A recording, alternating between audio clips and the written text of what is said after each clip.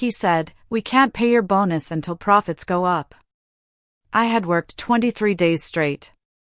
I was tired, burned out, and now disrespected. That night, he thought I'd just take it. But what I did next cost him his entire district and $25,000 of his salary. If you've ever been underpaid, overworked, and disrespected, you'll feel every second of this story. Hit like, subscribe, and stay until the end, because sometimes revenge isn't loud. It's calculated. The only thing worse than burnout is realizing no one cares how you got there. Elena Ruiz stood behind the grill, the sizzle of fryer oil filling her ears, her skin coated in a thin layer of sweat, grease, and betrayal. It was her 23rd day straight without a break. She couldn't even remember what silence felt like, what a Sunday morning coffee tasted like when it wasn't from a styrofoam cup behind a register. All she knew was that her shoes never fully dried between shifts and her spine had started cracking like cheap wood every time she bent to pick up a dropped spatula. She wasn't new to hard work. Grew up in a trailer with 4 siblings. Got her first job at 13 bagging groceries under the table. She was used to pain. But this kind of grind, the kind where you give up your time, your body, your peace, for people who wouldn't give you a straight answer over a promised $250? This was different. It started off small. It always does. Her general manager, Tammy, had asked Elena if she could cover one of her rare days off. "Just this once," she'd said. "We'll get you a $100 bonus. I promise." Elena said yes, not because she needed the money, but because she didn't want to let the night crew drown. They were short 3 people and barely keeping the line moving. The second time it happened was a week later. Another call on her day off. This time, Elena said she wanted $150. She was polite but firm. She had now worked nearly a month straight. Tammy said yes. No hesitation. Elena showed up again. She didn't complain. That was her mistake. 2 weeks passed. The bonuses hadn't come. She asked Tammy about it after a night shift. Tammy, who had once cried in the freezer about how overworked she felt, shifted uncomfortably and said, "Bradley will be in later tonight. You should talk to him." Bradley. The district manager. A man who wore his insecurity like cologne, strong, sour, and impossible to ignore. He always came in pretending he didn't see the messes, the broken fryer, the grease trap nobody had cleaned in months. He asked questions he already had answers to. And he always walked out before dinner rush began, like he couldn't stomach what real work looked like. But Elena stayed. That night, Bradley arrived 15 minutes before peak. Elena was already behind the line, flipping patties, managing orders, and training a new girl who couldn't remember the menu. Her voice was hoarse from shouting over the fryer. Still, she wiped her hands on a towel and walked over to him. "Hey, Bradley," she said, keeping her tone even. "Do you know what's going on with the bonus? I'm owed $250 for covering those 2 days." He didn't meet her eyes. "That's actually why I'm here," he said. "The store's been having trouble making money." Elena's brows knit together. She thought he was joking. He wasn't. "I'm sorry?" she asked. "Well, your shift isn't making as much as the others," he continued, almost rehearsed. "And your drive-through times are higher than our benchmarks." She blinked.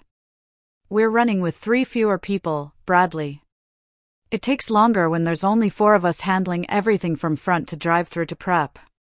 "That's not really an excuse," he said, flatly.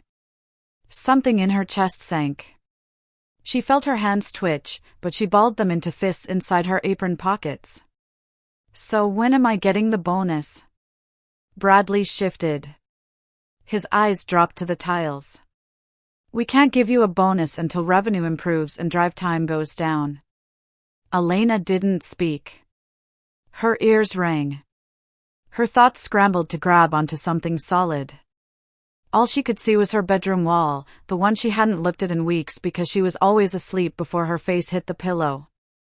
All she could feel was the raw ache in her legs. And all she could think was, he really just said that. She walked back to the line. Her crew watched her face like a weather report. They knew something was wrong. She said nothing. Just picked up the spatula and kept flipping meat.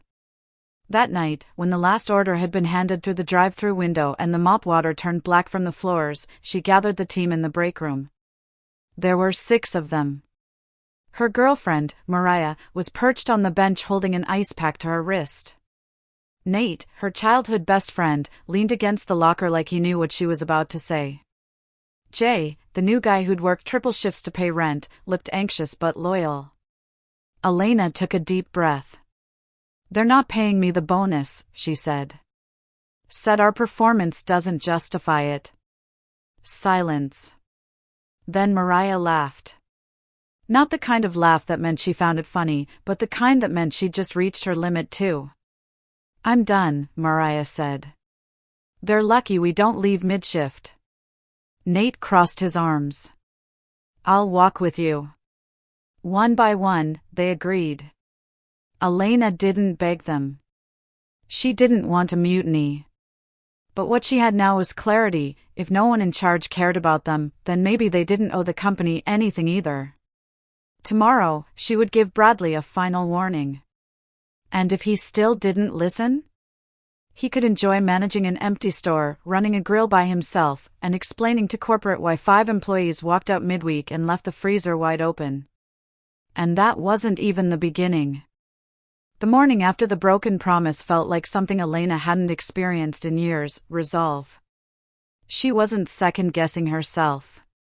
She wasn't debating if she was overreacting. She had slept, finally. A full night, uninterrupted. No alarms. No text messages begging her to cover someone's shift. Just silence. Her body ached from exhaustion, but her mind was sharp. At 10:15 a.m., Elena opened her notes app and wrote down a single line. "He has until 8:45 tonight." That was her cutoff. Her boundary. She would give Bradley a chance to fix it, just one. A chance to call her, talk like an adult, and own up to what he'd done. But if he didn't? The entire night crew would walk. She'd already spoken to all of them individually that morning. It wasn't a spontaneous group meltdown. It was a decision, quiet, calculated, and agreed upon by every one of them. They weren't asking for raises. They weren't even asking for back pay. They just wanted to see someone be held accountable, for once. And Elena? She wanted to know that her value wasn't negotiable. Not anymore. At 7:26 p.m., she sat alone in the manager's office. The hum of the computer, the flicker of the old fluorescent light above, the whiteboard with schedules scribbled in dry erase marker, it all looked so routine. But Elena felt electric. She checked her phone again. No missed calls. No texts. No voicemails. Just silence. She tapped the contact in her phone, Bradley Kessler. Ringing. 1 tone. 2. Then, click. Call declined. She stared at the screen, blinked once, then dialed again. Declined. Again. Declined. The 4th time, she didn't wait. She opened her voicemail app and hit record. Her voice was calm. Cold, even. Not angry. Just final. "Bradley, this is Elena. I've tried to call. You know why? You have until 8:45 to call me back. If I don't hear from you by then, I'm done. And so is the entire night crew. Don't test me." She hung up and stared at the wall clock above the supply shelf. 7:33 p.m. And then she turned to the computer screen. Tammy, the GM, always left her corporate email logged in on the manager computer. It was laziness, or maybe just forgetfulness, but Elena had never touched it. Until tonight. She moved the mouse. The screen blinked awake. No password prompt. Her heart thudded once. Then she opened the email client. Nothing yet. Just a few promotional memos from corporate. Some vendor invoices. 7:41. She stood up and stretched, then sat again. Her fingers tapped on the desk rhythmically. 7:53. And then, asterisk ding star. New email. Subject line, emergency, Elena Ruiz. It wasn't just a message. It was everything. Bradley had emailed Tammy in a panic. His wording was rushed, typewritten, and dripping with passive aggression. He was concerned that Elena was getting too confrontational. He said she was trying to rile up the staff and that he was monitoring her behavior. But nowhere, in the email did he mention the bonus. The money. The broken promise. And worse, he had no intention of calling her. He had emailed Tammy because he hoped she'd step in and handle it so he wouldn't have to. Coward. Elena sat back, her spine pressing into the plastic chair. Her eyes burned from the screen, but her brain had never felt more awake. She stepped out of the office and waved Mariah over. He's not calling, she said. Mariah didn't even blink. What time is it? Elena looked at her phone. 8:07. They had 38 minutes. But they wouldn't need them. Elena gathered the rest of the crew, Nate, Jay, Liv, and Carter, and they all met in the walk-in cooler. It was the only quiet place in the building. Here's what's going to happen, Elena said. We clean nothing. We shut nothing down. We walk. They looked at one another. Liv was the only one who hesitated. She was new. 17. Working nights to help her mom pay rent. Elena put a hand on her shoulder. You don't have to do this if you're scared, she said gently. Liv's lips pressed together. I'm not scared, she said. I'm tired of being treated like a number. At 8:29, they began. Elena walked back into the manager's office, removed her key ring, and placed it on the desk. Then she stood at the front register and waited. At exactly 8:44 p.m., she flipped the open sign to OFF. And without a word, 6 employees walked out of Burger Craze, leaving behind a fully stocked kitchen, a prep line covered in lettuce and tomato slices, and fryers still hot enough to blister. They didn't slam doors. They didn't scream. They didn't post on social media. They just left. By 9:03, Bradley had called. By 9:05, Elena had blocked him. And by 10 o'clock, the regional supervisor was at the store, trying to figure out why customers were calling corporate about raw patties, cold fries, and a dark dining room. Elena was home by then. Sitting on the couch. Feet up. Phone off. Eating Chinese takeout and watching reruns of some terrible reality show. For the first time in months, she wasn't wearing a name tag. And she didn't miss it. Not even a little. The storm didn't come right away. It began with a silence. Burger Craze Corporate didn't even acknowledge Elena's walkout for the first 24 hours. No emails. No apologies. No calls. But the phones inside the store were ringing non-stop. Angry customers. Missed catering orders. Complaints about food left out, rude voicemail responses, or no one picking up at all. Tammy, the GM, had tried to keep the place afloat the next morning. She arrived before sunrise, flanked by 2 teenage crew members pulled in from a sister location 30 minutes away. The dining area reeked of stale oil. The prep line was a disaster. Everything had been left mid-shift, open containers, uncovered sauces, meat patties left to rot in lukewarm coolers. Tammy had opened the back door, looked inside the walk-in fridge, and nearly gagged. No one had closed the night. She tried calling Bradley. He didn't answer. Because Bradley wasn't answering anyone. He was in damage control. Not just at Elena's location, but across the entire district.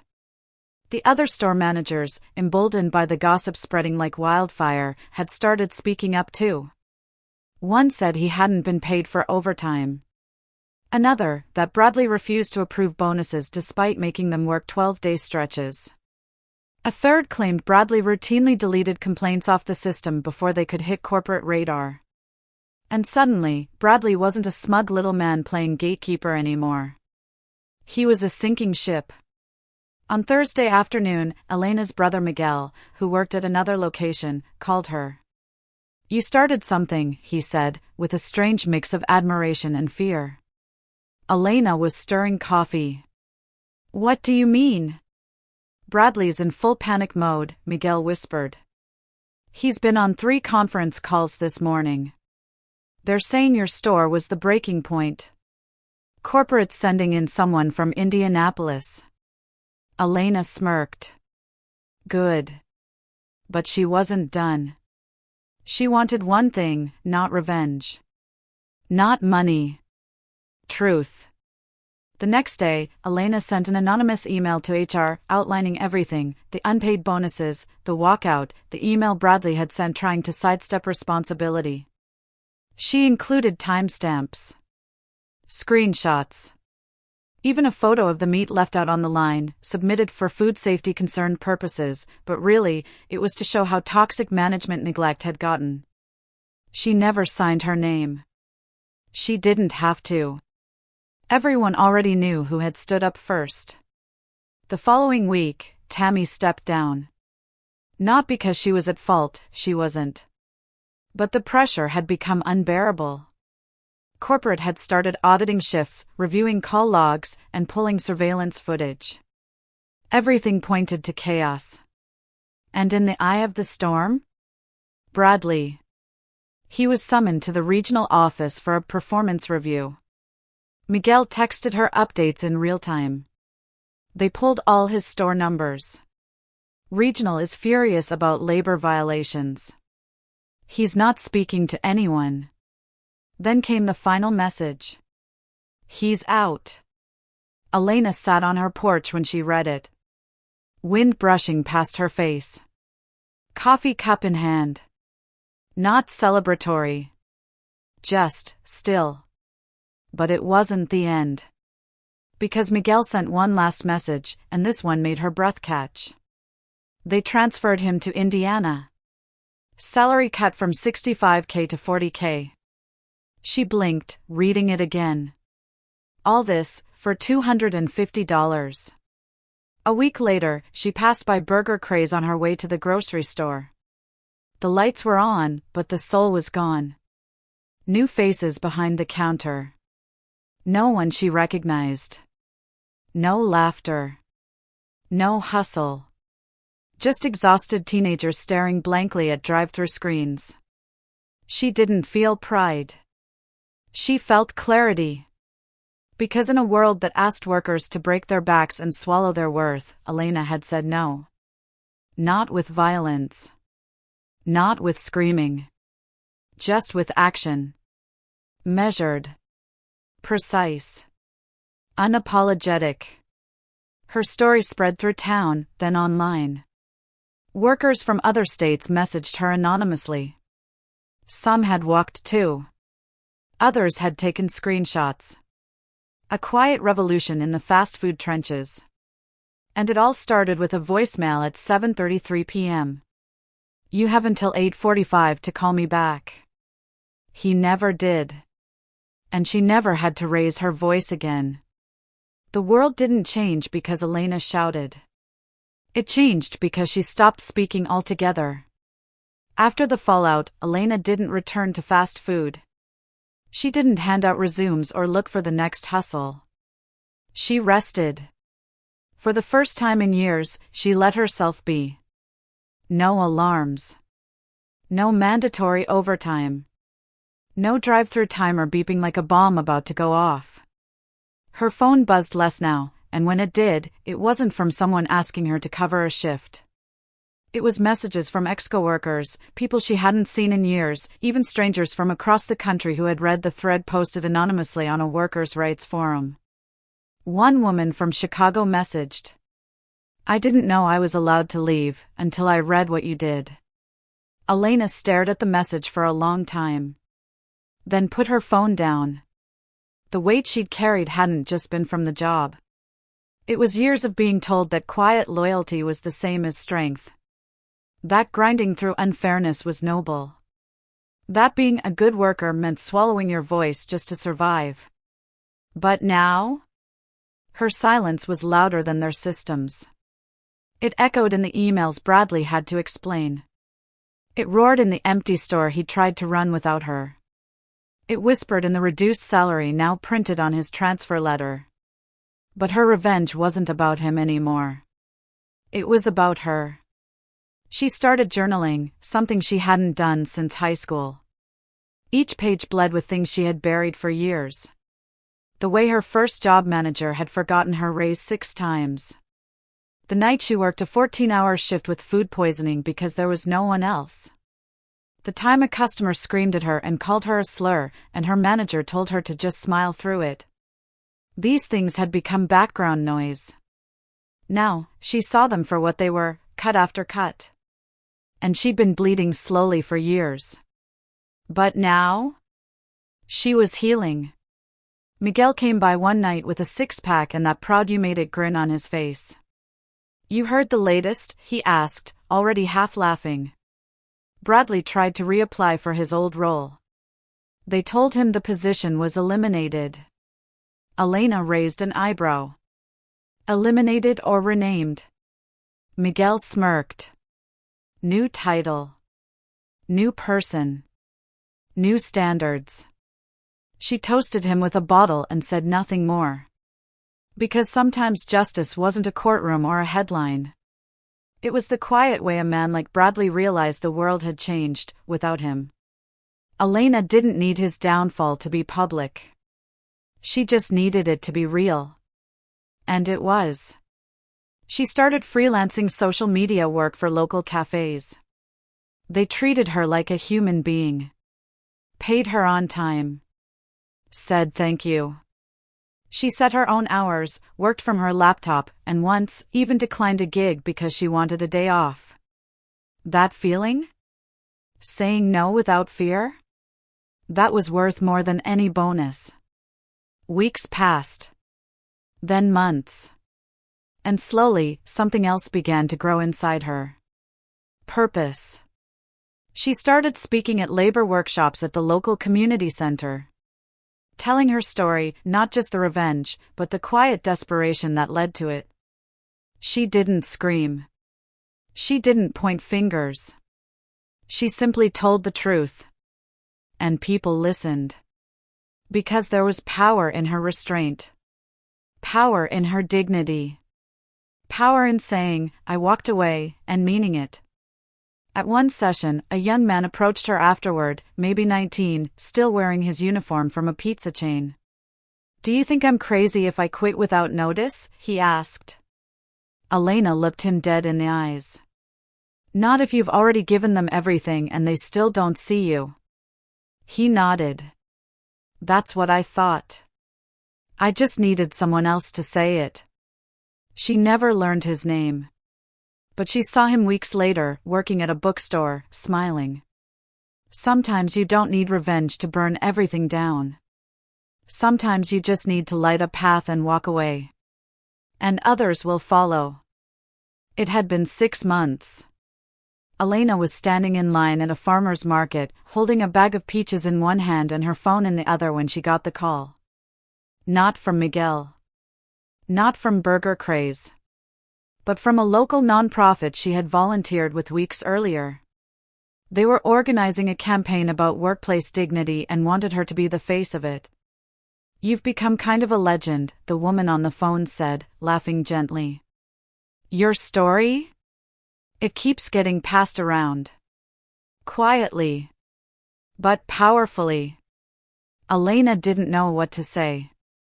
Not long ago, she was managing a team of exhausted teens in a grease-stained apron with a headset that left bruises on her temple.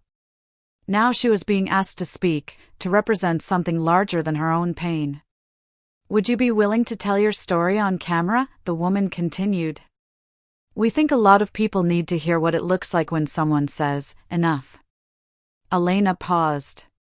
She thought about the voicemail she left at 7:33 p.m. on that night. She thought about the silence afterward. She thought about how no one came to check on her that day, not Bradley, not corporate, not even the ones who promised her they'd fix it. It was the kind of loneliness that sears itself into memory. And yet, that silence had been her turning point. That silence had spoken louder than rage ever could. She smiled. "I'll do it," she said. That video would go on to hit nearly 1 million views. Not because it was dramatic. Not because it was slickly produced. But because Elena spoke plainly, with her eyes steady, her voice even, and her story unvarnished. "I didn't burn a bridge," she said in the interview. "I watched it rot from neglect. And when they finally noticed, it was too late." The comments flooded in. "I've worked fast food for 6 years. This made me cry. She's not just brave. She's all of us. This is why unions matter." Elena didn't think of herself as a symbol. She still got anxious paying rent. Still had moments where the sting of disrespect from her past would flare up. Still sometimes wondered if she'd overreacted, if maybe, just maybe, she'd made too much of $250. But then she'd remember the long shifts. The skipped breaks. The customers who screamed. The managers who smiled while they said no.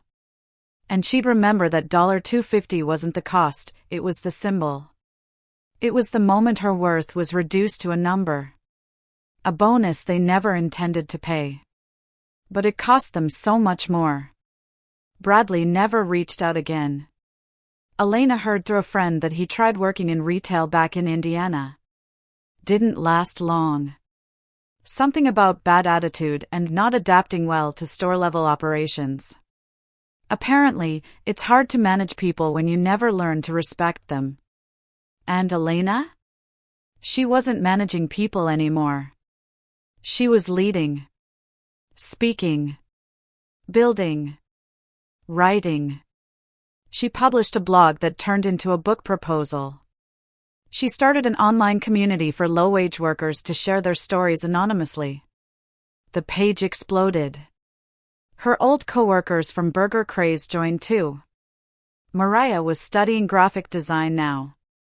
Nate started a food truck. Liv? She went back to school and planned to open her own bakery one day. They all kept in touch.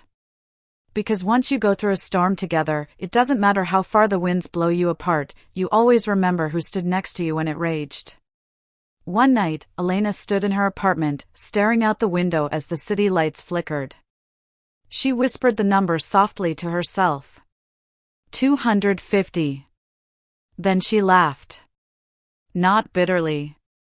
Not cruelly. But with the kind of laughter that comes from peace. Because in the end, they didn't just refuse to pay her a bonus. They taught her what she would never accept again. And that lesson? Priceless.